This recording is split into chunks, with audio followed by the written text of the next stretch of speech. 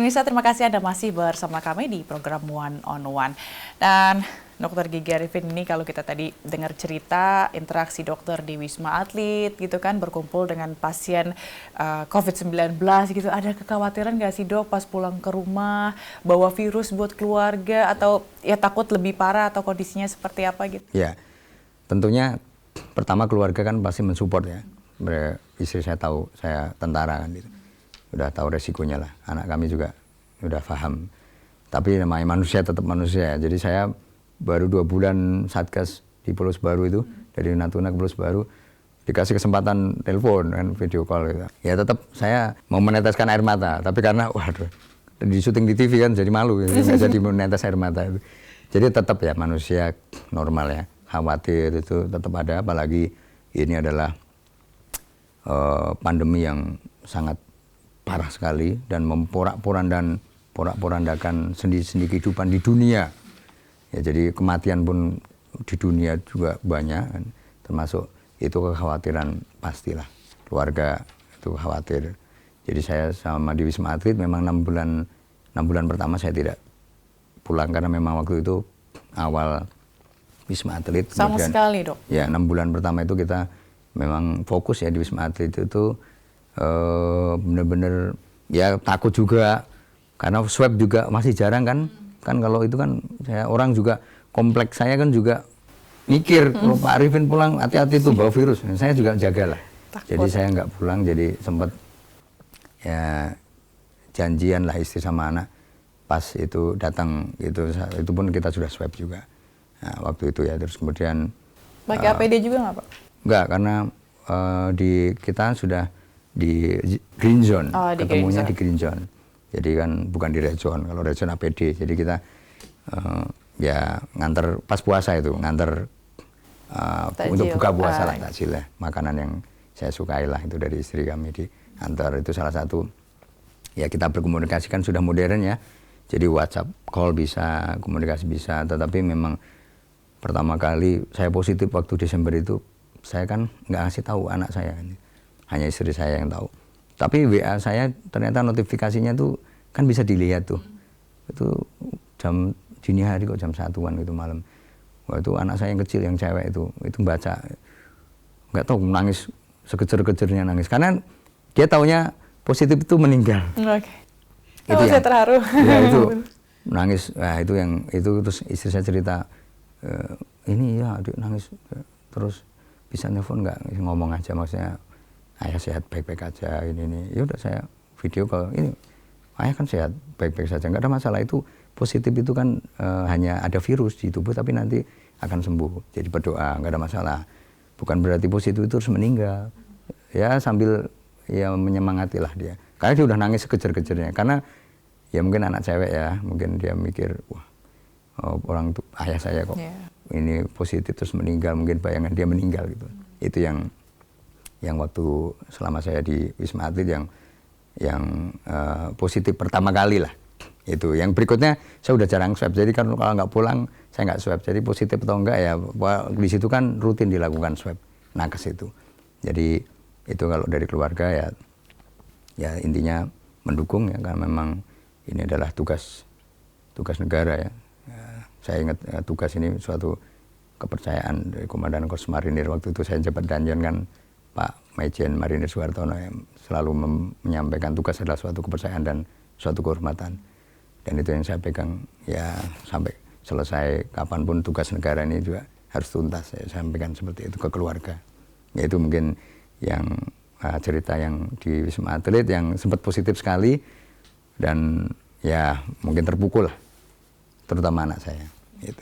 Tapi ada nggak sih dokter cerita benar-benar haru yang sampai dokter tuh berpikir untuk kayak ingin menangis, menyerah gitu, karena kan tadi yang sempat disampaikan di awal, prajurit atau tentara juga adalah manusia yang tetap punya perasaan walaupun memang tugas itu harus dilaksanakan gitu. Ada nggak mungkin dokter melihat pasien yang meninggal misalnya? Iya.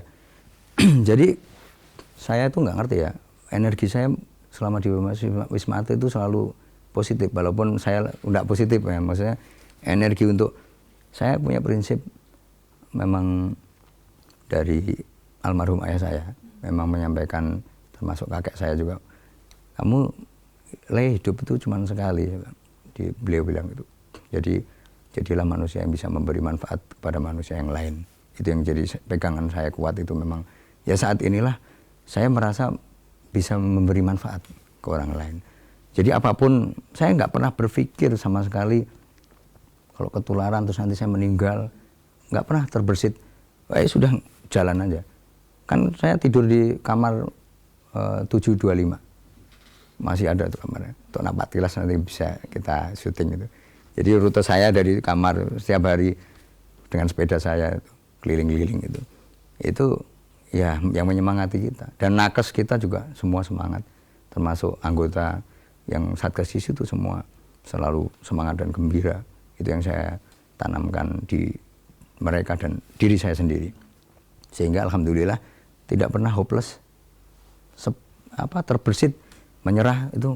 Dan saya yakin, saya bilang badai pasti berlalu, saya bilang. Saya selalu menyampaikan ke rekan dengan relawan. Tuhan itu akan memberikan ujian atau cobaan. Ada batas kemampuan manusia. Saya bilang itu pasti akan selesai dan itu harus optimis. Saya sampaikan ke pasien juga. Kan banyak pasien yang sedih, yang meninggal di situ, nangis ini. Ya kita menyemangati. Memang ya seperti itu tugas kita. Dan alhamdulillah sampai selesai juga masih semangat gitu. Sampai relawan pun ada yang benar-benar jargon itu dipegang, pantang pulang sebelum corona tumbang. Sampai 3 tahun di Tower 6 ada itu. Baru selesai kemarin ditutup resmi oleh baru Presiden. Ditutup total ya, baru pulang. Itu benar-benar bisa menjadi inspirasi lah bahwa perjuangan itu memang harus menghasilkan sesuatu yang benar-benar selesai dan tuntas.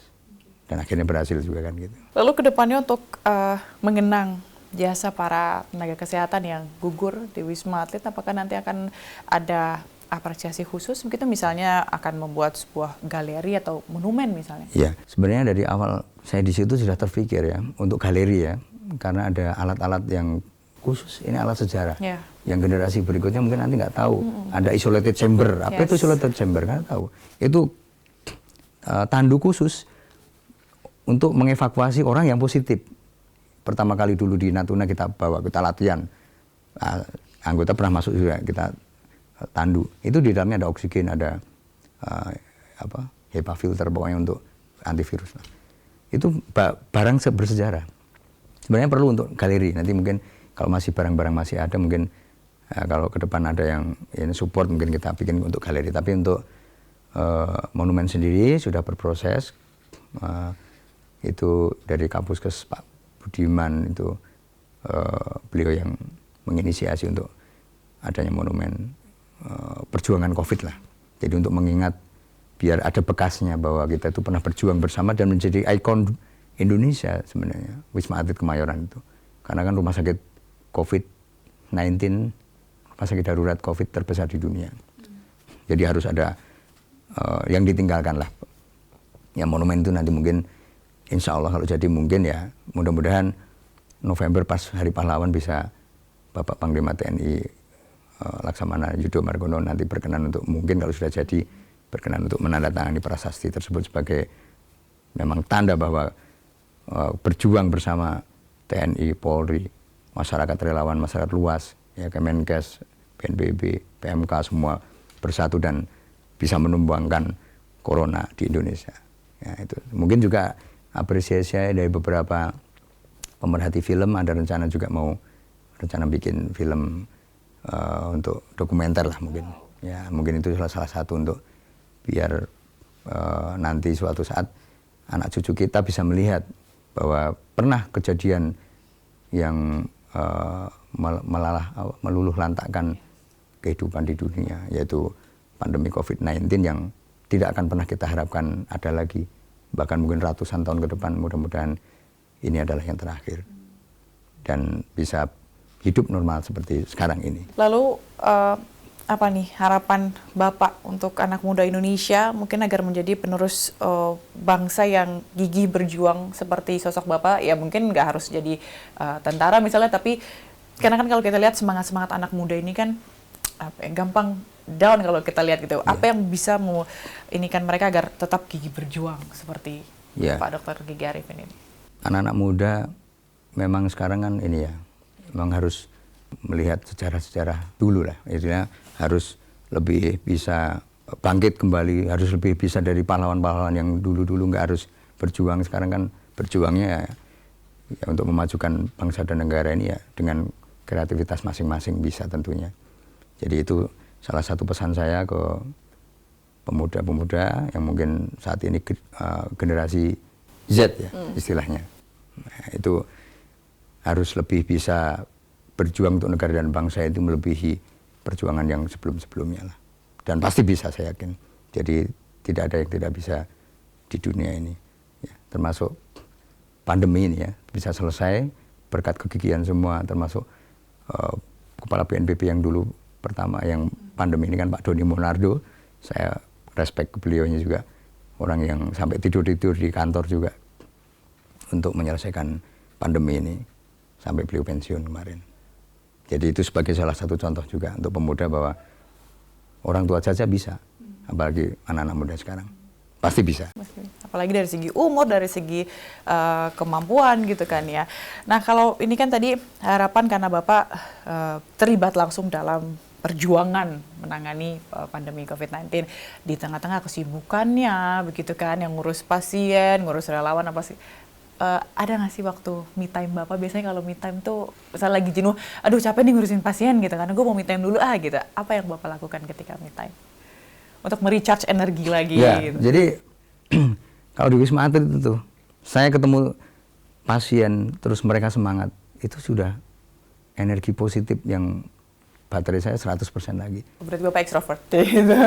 Jadi pernah saya hanya menghibur dengan kan kita punya taman penantian. Di Wisma Atlet itu ada taman penantian, disebut taman penantian karena selama sebulan penuh puasa itu kita menunggu adzan maghrib itu di taman itu. Orang ramai semuanya. Ya, support makanan dari teman-teman luar biasa dari luar itu bisa seperti pasar kalau selama bulan puasa. Itu siapapun donaturnya makanan? Siapapun. Okay. Bebas itu. Selama 2 kali lebaran saya di sana. Itu disupport sama teman-teman.